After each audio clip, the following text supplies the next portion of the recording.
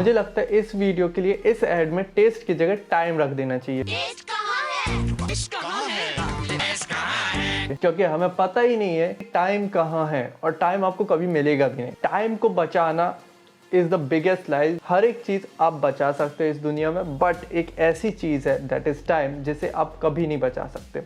अगर आप as a school student हो या फिर आप कॉलेज स्टूडेंट हो, आप 7 o'clock वेकअप होते हो, बट आप फॉर्चुनेटली कुछ 10 मिनट पहले वेकअप हो गए और आप 10 मिनट पहले स्कूल, कॉलेज या फिर प्रोफेशनल वर्क पर पहुंच गए ना। 10 मिनट पहले पहुंचने के बाद भी अगर आप स्कूल में हो या फिर कॉलेज में हो या फिर आप प्रोफेशनल वर्क पे हो, तब भी आप 10 मिनट पहले क्या जा पाओगे अपने ऑफिस से। नाउ दिस इज व्हाट, कि आपने वो जो 10 मिनट है उसको आप अपने बैकपैक पे जो आपने बचाया उसे आप ऑन द स्पॉट ही यूटिलाइज कर सकते हो, क्योंकि आप उसे एज अ केक की तरह अपने बैग में रख के नहीं ला सकते, भी एज अ पर्टिकुलर थिंग की तरह आप अपने बैग में रख के नहीं रख सकते और उसे अगले दिन यूज कर पाओ कि कल मैं 10 मिनट लेट पहुंचूंगा तो ऐसा हो जाएगा। It's not like that. और यही फैक्ट रहेगा कि सेविंग टाइम जो है वो एक मिथ है।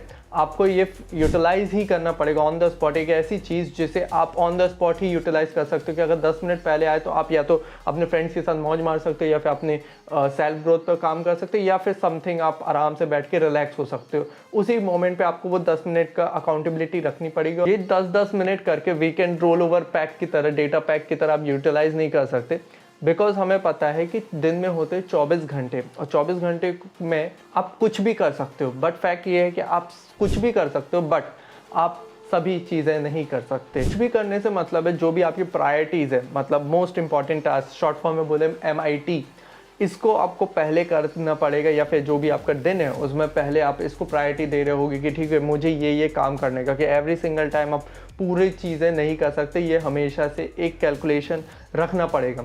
प्रायोरिटीज़ में आपको कुछ चीज़ों को मना करना पड़ेगा। जस्ट लाइक आज अगर आपके पास 2-3 टास्क हैं, फॉर एग्जांपल अगर आप स्टूडेंट हो तो कल आपका एग्ज़ाम है, तो ऑब्वियसली आपकी प्रायोरिटी होगी आपके पढ़ना। और आज की डेट में आप अदर जो एक्टिविटीज़ है जस्ट लाइक रोमिंग हो गया, चाहे वो प्लेइंग हो गया या फिर फिजिकल फिटनेस पे भी बोलूँ, ये सब चीज़ें आपकी इतनी प्रायोरिटी नहीं रहेगी, बिकॉज अर्जेंसी आपकी ये है कि कल आपका एग्जाम है और आज आपको स्टडी करना ही पड़ेगा। दैट इज़ व्हाट, कि आप कुछ भी कर सकते हो बट एवरीथिंग नहीं कर सकते, कि आप अपना फिटनेस गोल को भी अचीव कर लो, प्लेइंग भी कर लो या फिर आप अपना टाइम पास भी कर लो। ये सब चीज़ें एक बार में नहीं हो सकती। प्रायोरिटी सेट करना है, प्रायोरिटाइजेशन करना। और प्रायोरिटाइजेशन जब भी करते हैं तो हमें एक चीज़ याद रखना है कि हमारा वो मोस्ट इंपॉर्टेंट टास्क है, और मोस्ट इंपॉर्टेंट टास्क हमारे लिए बहुत इंपॉर्टेंट है कि हम उसे पावर आवर में करें। पावर इन द सेंस कि जब आपकी 24 घंटों में सबसे ज़्यादा प्रोडक्टिविटी हो।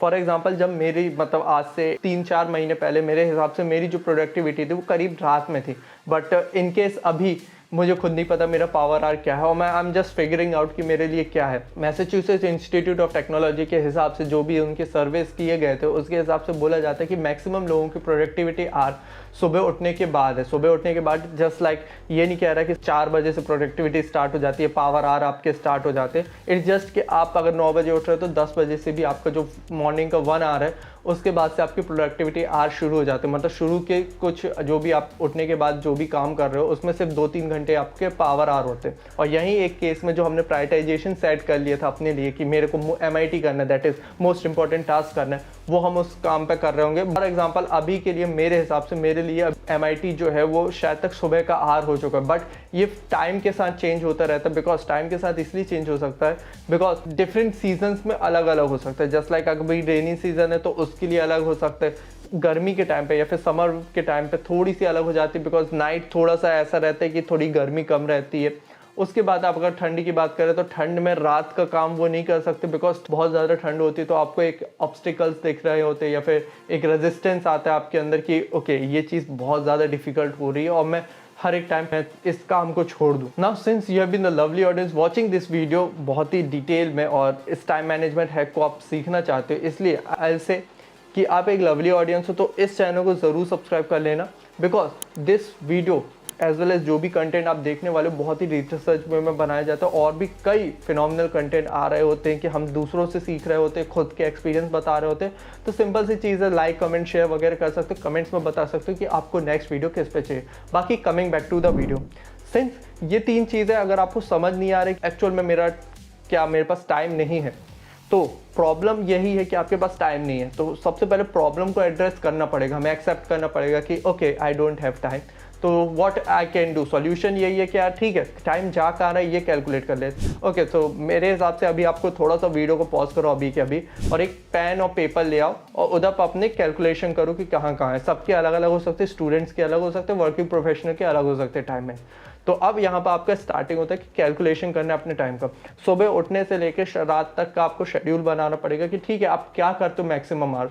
कि लोगों के लिए हो सकता है 8 बजे उठ रहे हो तो उसके बाद आप ब्रेकफास्ट कर रहे हो 9 पे, उसके बाद 9 के बाद आप बाथ वगैरह ले रहे हो, फिर 9 के बाद आप 9:30 से आप अपने वर्क पे स्टार्ट हो रहे हो, 12 तक आप वर्क कर रहे हो, उसके बाद 2 घंटे आप स्लीप कर रहे हो, फिर उसके बाद ऐसा कुछ कर रहे हो, फिर उसके बाद 5 PM को कहीं बाहर रोम करने जाते हो, फिर 7 को आपकी प्रोडक्टिविटी डाउन होती है तो डिनर और ये सब चीज़ों में जाता है, फिर 10 या फिर 11:30 तक आप सो जाते हो, या फिर आप 1 o'clock तक वर्क करते हो। इस तरह से एक पूरा शेड्यूल बनाओ। ये रैंडमली मैंने चीज़ें बोल दी, तो जस्ट पॉज करो अब वीडियो को और पूरा एक एक टाइमिंग को लिखो कि ठीक है मेरा ये काम रहता है। तब आपको पता चलेगा कि एक्चुअल में आपके पास कितना टाइम बच रहा होगा और आप कितना प्रोडक्टिव या फिर आप अपने जो भी फालतू चीज़ है या फिर जो भी अनप्रोडक्टिव चीज़ है उसमें टाइम वेस्ट कर रहे हो। सभी कैलकुलेशन ऑफ टाइम की वजह से आपको थोड़ा बहुत सेगमेंट मिल चुका होगा।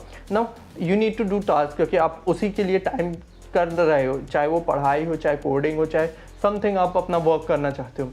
प्रोबेबली आपको यहाँ पर एक चीज़ कर सकते हो कि आप अपने टास्क को तरह गेमिफाई कर लो। जैसे हमें अच्छा लगता है ना, जैसे कोई भी आप गेम खेलो तो हमें मज़ा तब आता है थोड़ी सी डिफ़िकल्टी हो और आप लेवल क्लियर करते हो तो ज़्यादा मज़ा आता है। एक सेंस ऑफ प्राइड मिलता है कि ठीक है मैंने 110th लेवल क्लियर किया, तो एक छोटा सा डोपामाइन स्ट्राइक मिलता है कि ठीक है मैंने ये काम किया। तो गेमिफाई कर सकते हो, या फिर आपके पास मोटिवेशन होनी चाहिए कि ऑब्वियसली आप वो काम क्यों कर रहे हो। बहुत ज़्यादा हार्ड लोग के पास मोटिवेशन नहीं होता पर तब भी वो डिसिप्लिन की वजह से कर रहे होते। तो सिंस आपके पास अभी डिसिप्लिन नहीं है तो you need to have the motivation कि एक्चुअल में क्यों कर रहे हो।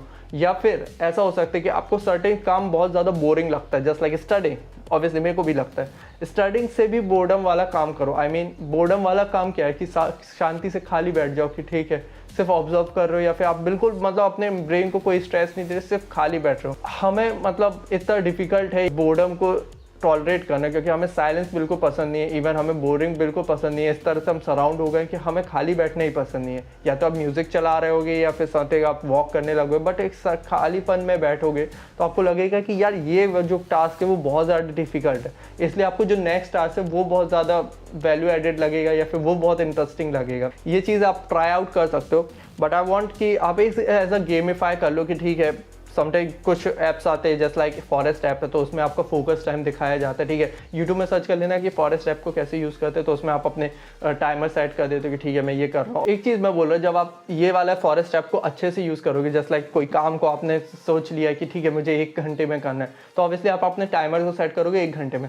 बट आई वॉन्ट कि आप ट्राई करो कि वो जो 1 घंटे वाला काम है उसको 45 या 50 मिनट्स में सेट कर दो। 50 मिनट्स में सेट करने का फ़ायदा ये हो जाएगा कि शायद तक आपको 50 मिनट्स का एक माइंडसेट में आ जाएगा कि ठीक है ये मेरी डेडलाइन है, और डेडलाइंस आपके काम को बहुत ज़्यादा इंप्रूव करेगा। बिकॉज डेडलाइन से ही पार्किंसन लॉ है, मतलब पार्किंसन लॉ ही बोलता है कि डेडलाइन से कि जो भी काम है अगर आप उसको 2 घंटे में करने को बोल रहे हो तो वो 2 घंटे में हो रहा है, 1 हफ्ते में बोल रहे हो तो 1 हफ्ते में होगा। But you need to analyse कि आपका एनालिटिकल ब्रेन भी काम करे कि ऑब्वियसली कुछ चीज़ें टाइम लेती है, जस्ट लाइक एक JEE जैसे कॉम्पिटिटिव एग्जाम की तैयारी या फिर एक कोडिंग जैसी जॉब की तैयारी, इन सब चीज़ों में टाइम लगता है। आप सोच रहे हो 2 घंटे में हो जाए, it's not like that. But ये चीज़ हो सकता है कि एक प्रॉब्लम है, एक कोड है या फिर एक प्रॉब्लम एक न्यूमेरिकल है, उसको आप 15 से 20 मिनट डालोगे तो आपका हो सकता है। नहीं हुआ तो कोई बात नहीं, शायद तक वो डिफिकल्ट था, बट आपने जो एक अपने आप को चैलेंज दिया वो अगर फुलफिल नहीं हुआ तो भी आपने पुश करने की कोशिश किया, वो भी एक सेंस ऑफ आपको प्राइड दे रहा होगा। आई वांट कि आप एक 20 से समझो कि कैसे टाइम मैनेजमेंट किया जाता है। नाउ इन दिस वीडियो सबसे बड़ा बीस्ट इस टाइम मैनेजमेंट हैक का है इलॉन मस्क, जो कि बहुत ज़्यादा वर्किंग करते हैं। तो इस वीडियो में how Elon Musk manages his time, अगर ये वीडियो देखोगे तो आपको डेफिनेटली बेनिफिट होगा। Till then I will see you in the next video. Till then की see you, have a good day. Hare Krishna.